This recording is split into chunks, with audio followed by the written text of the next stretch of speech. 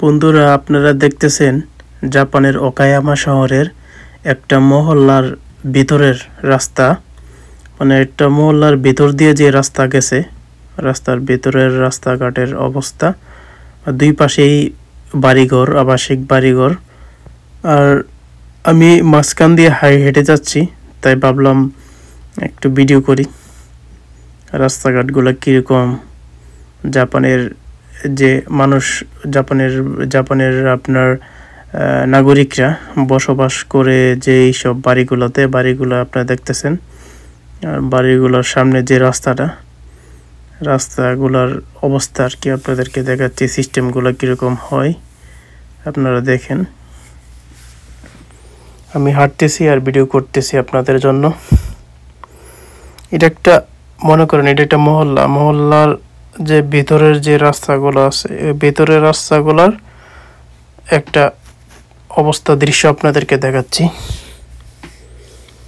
ওই যে আপনারা দেখেন, বেশিরভাগ বাড়িঘরের সামনেই আপনার এরকম ফুলের টব দেখবেন, গাছ দেখবেন, ফুলের গাছ দেখবেন।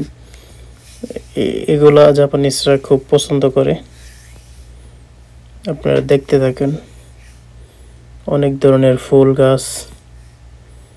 আবার অনেকের বাড়ির সামনে গাড়িও থাকে, দেখেন বিভিন্ন ধরনের ফুলের টব।